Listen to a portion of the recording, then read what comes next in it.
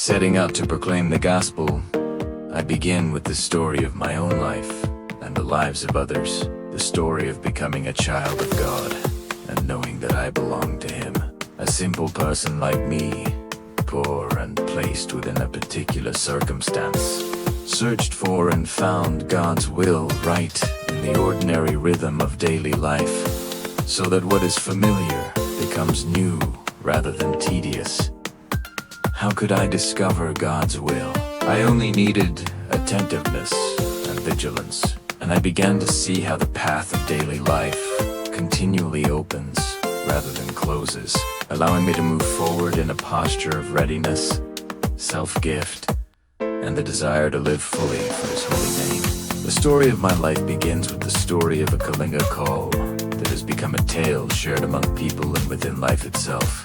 With everyone I encounter, when my deepest desire intertwined with God's call, the story of a human life became the story of the Almighty at work in me. Holy is His name. I speak of the one who called me, the steps taken in His footsteps and the unceasing journey so that the story never breaks.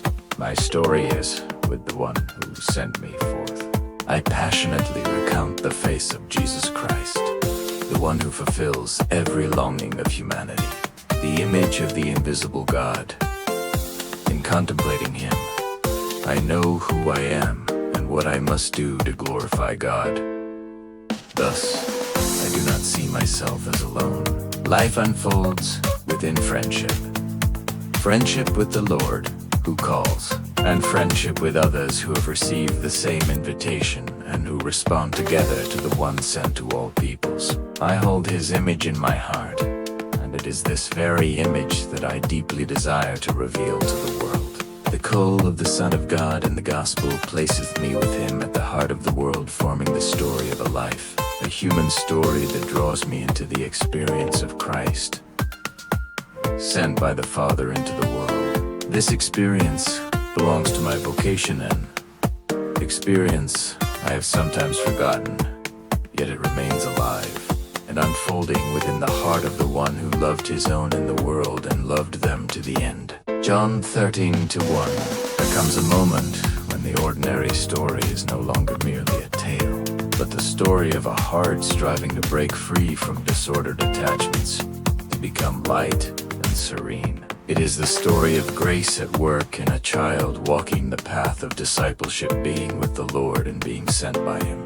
learning from the Master and walking behind Him to acquire a heart that listens and eyes that see the world with clarity. Whether it is clear eyes or a world that has grown transparent before my gaze. From the very fabric of daily life, I seem to see the invisible one at work in the depths of all things, inviting me to cooperate. My story grows more compelling when I no longer stand outside life, but in the midst of the world, watching God labor in its hidden depths. From there I discover within what seems barren and lifeless the sweetness of divinity, of the soul, and of hearts speaking love, of poor hands stretched wide to express the mercy of the one who loved His own. There are moments when I find myself submerged among the poor, the abandoned, the displaced, amid violence, sin, and injustice. Yet through painful encounters, I can still speak to others of how good and gentle God is, for His love endures forever. My storia, rather, the story in which I am drawn into God as great loves, the story of the one who loved the world so much that He sent His only Son into its raw realities. Here, I am drawn into the way of life of the Son with its joys and wounds. His story becomes mine as He allows me to walk with Him in today's mission, and I realize He accompanies me in every challenge of the cross. My narrative becomes more dramatic when I am thrust into extreme situations, where I recognize divine power and new life emerging amid anxiety, wounds, and even death itself. With eyes fixed on the invisible, I must also endure the experience of God's. There are moments when I fall into deep darkness, feeling as though God has concealed Himself, yet transforming light can still break through, allowing me to tell of God's mighty work even even in its hit. This story touches death and the tombs of life, where the risen one emerges from human and historical graves, appearing to me and to sinful, conflict-torn humanity, granting forgiveness, peace, and healing. He draws me close to others through the one who has become the friend and the center of all whose hearts open to love and service. The next chapter is the story of one among many, serving Christ as Mishnah. Marvelous adventure unfolding in the power of the Spirit. A beautiful story, breathing with the life of hearts lifted in prayerful offering.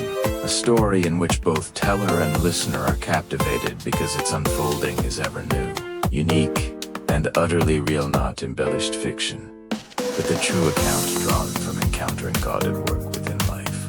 It is a human story, and more truly, the story of God and the flow of life, my life, and the lives of fellow travelers. We tell and we invite the world to hear the long story of God in the midst of life and among all people, concrete and vibrant, unfolding, not far away but so close that anyone can touch it and make it their own.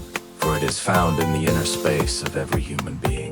We speak from the experience of an interior space opened for God to act in the world and within it, to be present over all and in all, so that all may hear his call and let living waters spring forth.